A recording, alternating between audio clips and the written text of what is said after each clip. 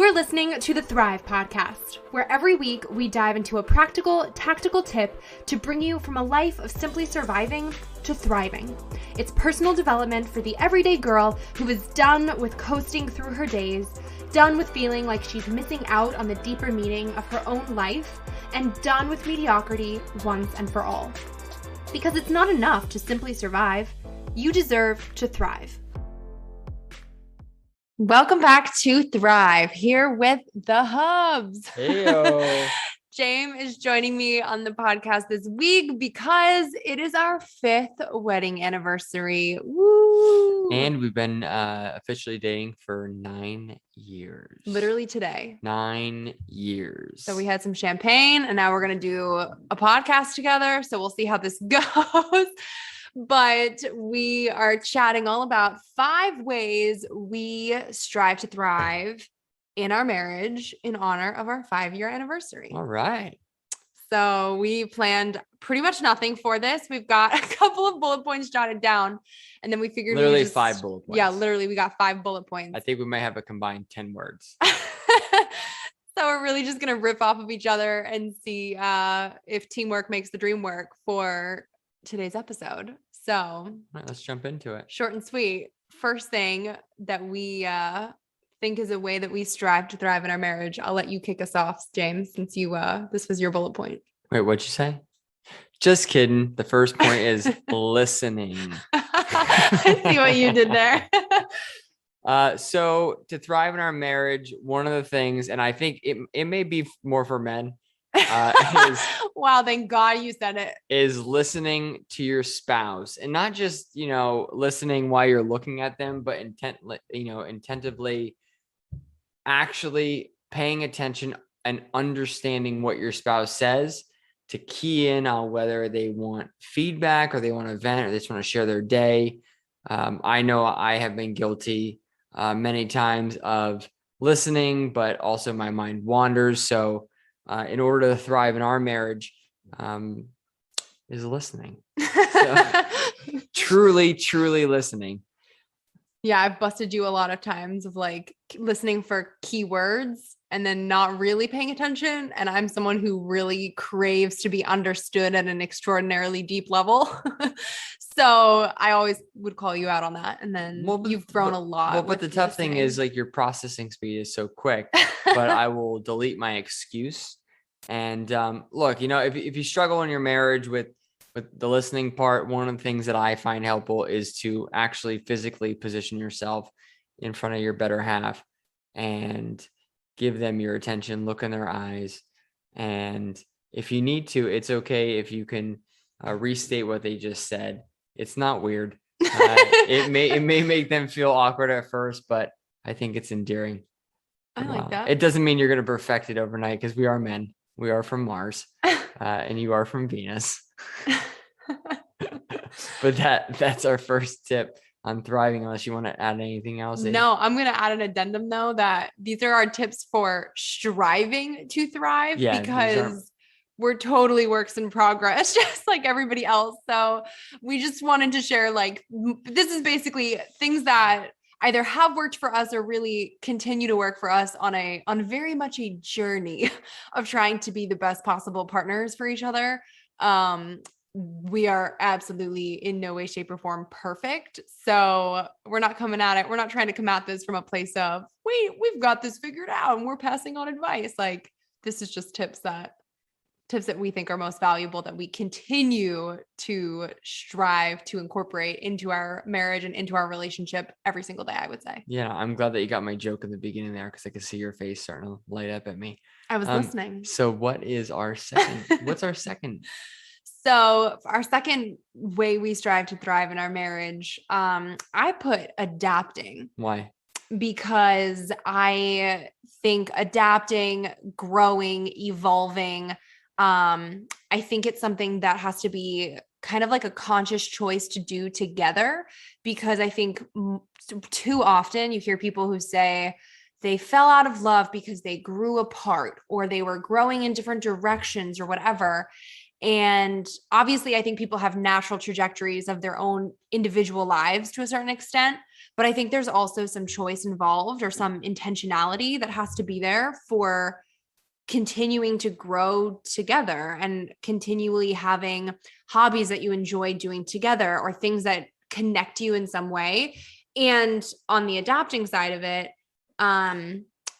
adapting together when life throws inevitable curveballs your way. So, and I think that's something that I'll give us a pat on the back. I think we adapt pretty darn well when we have curveballs thrown our way, where you're really kind of getting on.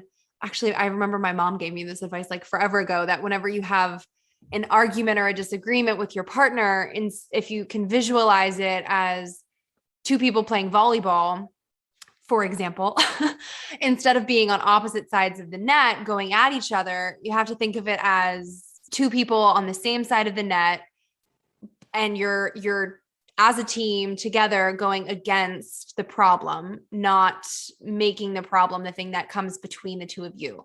So I think when it comes to something like adapting, that kind of is the same sort of concept or the same sort of visual, where you have to be coming together on the same team to figure it out, instead of having it be something where it accidentally or inadvertently becomes like well, you think this, but I think this, and we must be on opposite sides, or it's like a he said, she said, becomes a fight when it wasn't meant to be a fight sort of thing.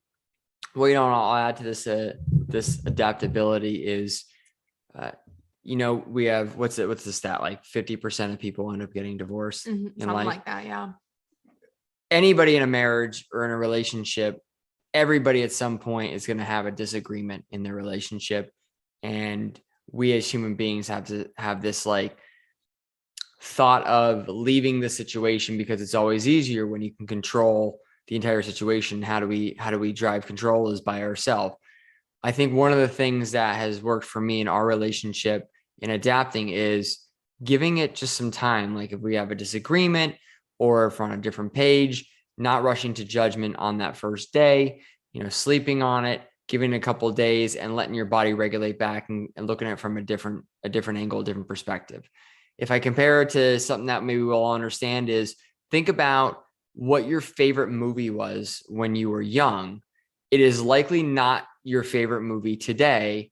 And it's like your spouse might be that movie when you were young, but like there's differences. Like movies, you can change, but when you're in a marriage, it's a commitment. So it's like going back to the original movie and like how you felt and like really cultivating that feeling long term. It's hard. Am I still your favorite movie? You are. You've always been my favorite movie. No, I like that. That's really good advice. Okay, give us. Because if you're in my movie, you have all my favorite actors in it. You had a great story. But again, like, look, nobody's ever a finished product until we're dead, and then we're literally a finished product. But if we didn't die on that foreseen day, we would still be a work in progress. So when you have people that leave each other, it's heartbreaking, because everybody's going to evolve and adapt and keep changing. And I think it's one of the beauty parts of our relationship is seeing how you grow and how you adapt and vice versa. So adaptability. And leaning into what we each need. I think that's something I'll give us a pat on the back again, that I think we at least try to do, is always asking each other like, okay, well, what do you need from me in this moment? Or like, how can I support you better or more? Like leaning into, okay, not how do I change for you for something, but leaning into just how can I adapt what I might have naturally been doing or what I would have been doing for me in a moment to be there for you too. And to really make sure that I'm meeting your needs, speaking your love language, all that kind of good stuff. Do you think that goes into the first point of listening though, too? Absolutely.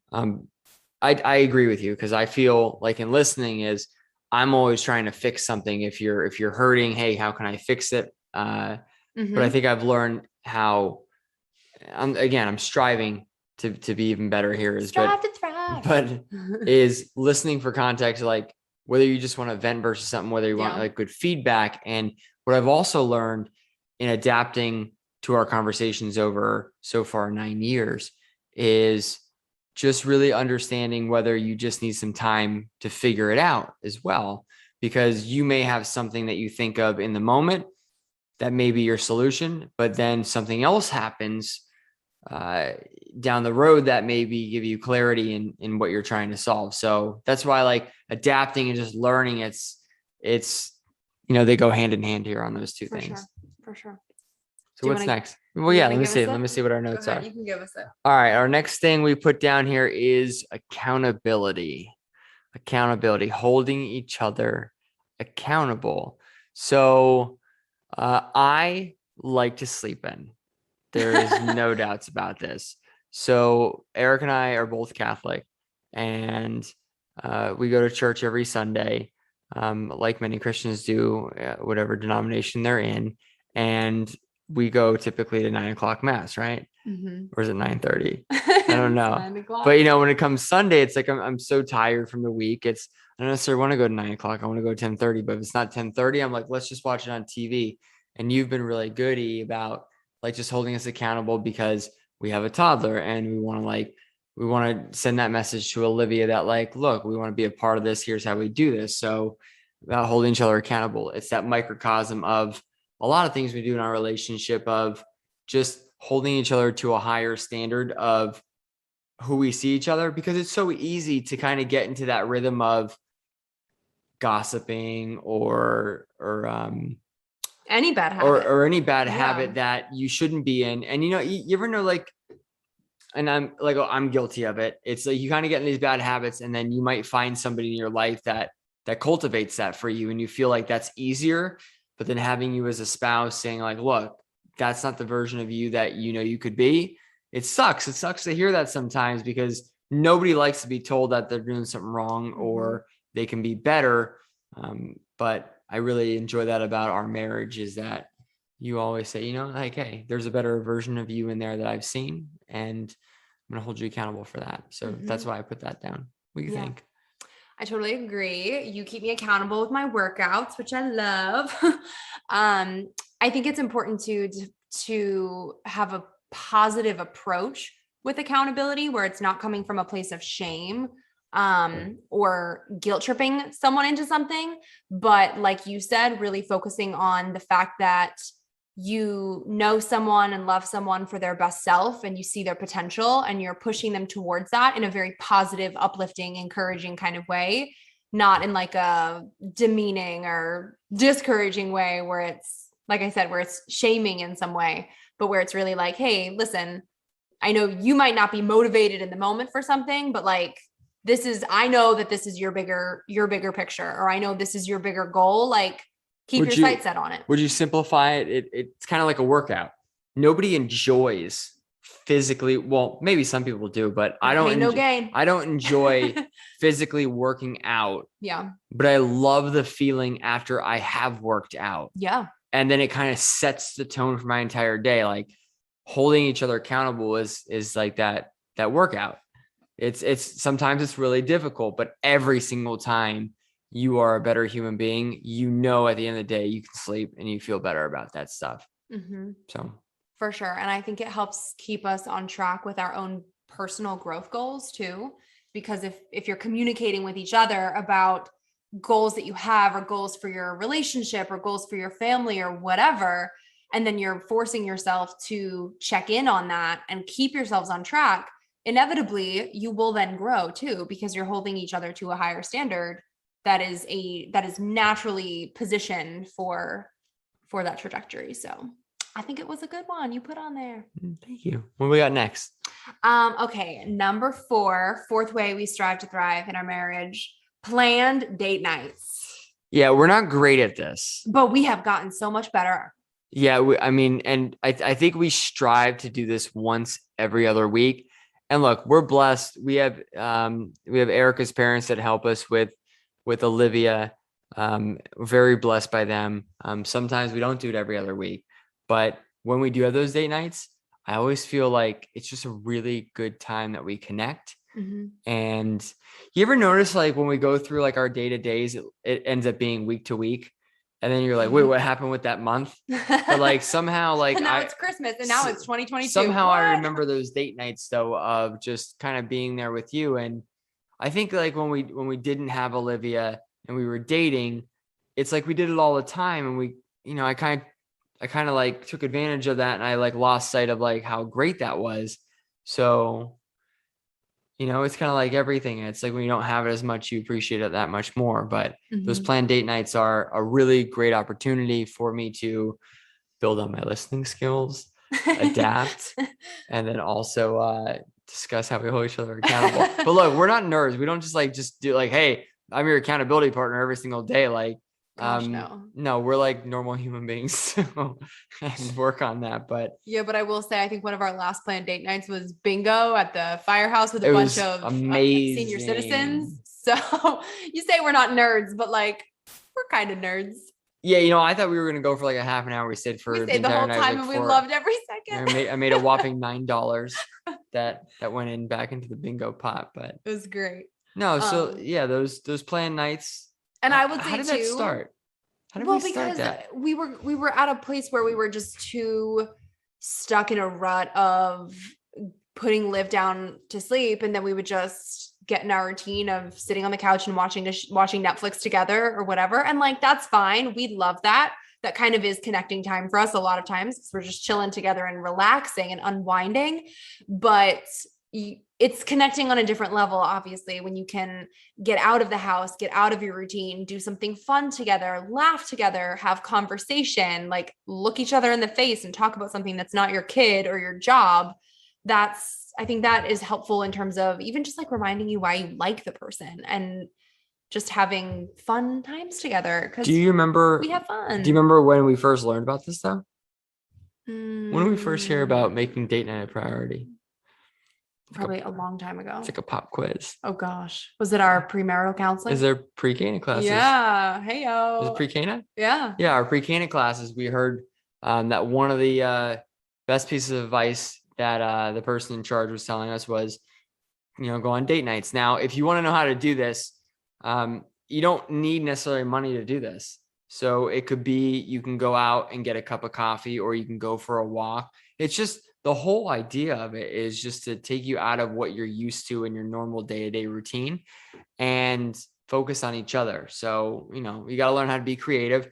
I am guilty because I was very creative in the beginning of a relationship. And I find myself getting in the doldrums, and I have to kind of pull myself out and go and shake myself and go, you know how to be creative. But those are the moments. And look, start with once a month and just go from there and see where you can go. But and here's the thing, if you can't get a babysitter or you don't have family nearby or whatever, and you do have kids, it's not something, if you can't leave the house, that's okay. I think just echoing what you just said, getting creative, having fun with that. I mean, you could like build a blanket fort in your living room and like tell scary stories and I don't know, do some like random crazy fun stuff together and still have a good time, so. All right. What else have we got? We got one more? Oh, I will add on to that though. Can I say one more thing? Please. No cell phones. No cell phones. Or like, no cell phones. Well, because we were literally just on our trip for our anniversary at Universal, and we were sitting at a bar one night for dinner, and we literally looked to our left, looked to our right, and there were two couples, and every single person was on their phone. Like the couple to the left of us, the girl was texting someone, the guy had football playing on his phone, and he's just watching TV. And then to the right, it was the same sort of thing where people were just literally eating their meals in silence, watching their cell phones. And it blew my mind because we were like, huh? Like, what are you doing? Like, this is talk to each other. I don't know. It was sad. So if you really want to connect, don't have your phone be a part of it unless you have like this really funny thing you're going to share your partner and then you put it back down again. Amen. Which would lead into our last topic. Our last thing, which is Fifth the way. little things in our relationship. So, so you just mentioned we went to Universal. That's a very big, grandiose thing we want to do big thing. for our 50th anniversary. Like those things are cool. And we're very blessed to be able to do that. But the little things everybody can do. So, for example, what Erica does for me is, I'll wake up, and I love coffee in the morning. Like, I don't care what kind of coffee you put in front of me. I enjoy the smell of it, the whole experience of it. I look forward to it all day, every day. And Erica will always somehow, brew me a cup of coffee and put it there. It's ready to go. It's scalding hot. I love it.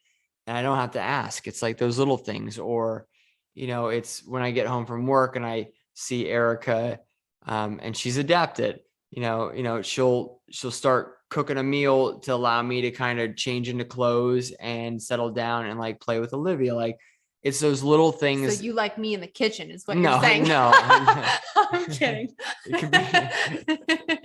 It's just one of those things. Cause Erica's adapted to me. And like, when I get home, like my awareness, I'm always looking at, do I have to do dishes? Do I have to do these other things? And like, well, here, like but I can't, like how I'm built right now is I seem to not be able to enjoy myself until I get like some chores done.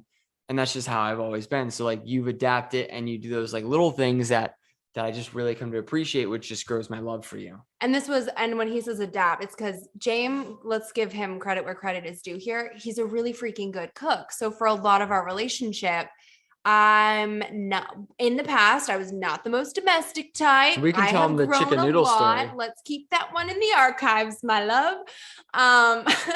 But now I have intentionally tried to rework my schedule so that I do have dinner started or as much done as possible or whatever, so that by the time James comes home, he can get dressed in comfy clothes and focus on hanging out with Olivia, because we had talked about it. And that was something that he was like, you know what, it would really mean a lot to me if instead of having to even think about cooking, I can just have like some time to be with her first after getting home from the day, especially since I've already been with her for a couple of hours at that point. So we were like, all right, sometimes we tag team meals, or like I start it and he finishes it or whatever. But it was just kind of more of an effort to shift responsibilities so that what was important to you, you were able to do. And it just kind of like balanced out. So yeah. Yeah. So it's those little things. And it's not like I don't think it was conscious choice that we're like, all right, today we're going to do little things. I just think, I don't know. It's kind of like as you grow with somebody, you just kind of learn. I think it takes a lot of intention though. Like, I think it's something that you have to at least for me, like people get comfortable in relationships, I think. And that's how I think things get dull or might feel not as special years down the road as they might have when you first started dating someone. So I think it really takes effort sometimes to constantly be thinking, okay, what little thing can I do to make them feel seen, to make them feel loved, heard, understood, to remind them that I care just as much about them as they do about me, and that they're my best friend, and like whatever the case might be. So I think it's that, like, always just being willing to remind yourself and ask yourself again, like, okay, well, look around. What can I do that will make them feel a little bit better? And that's the thing, just a little bit. So that's like, okay, if I can make you a cup of coffee and that'll make you feel a little bit better, amazing. Like, done. Well, let's give him a bonus one then. Oh boy. Look, and he's going off script. Sometimes you also need a nudge, because it's usually two people, right? In this marriage. Well, it's just us. Marriage. You got two people, but sometimes you're unable to figure it out. So one of the things that we've grown is we have went to therapy. We both did it ourselves. And I think one of the things I was skeptical. Yeah, you mean we've both been to individual therapy, not like couples. Yeah, therapy. we haven't done the couples therapy. Maybe we will in the future. I don't know, but it's not like a taboo word in my mind. But it was taboo for myself for a long time.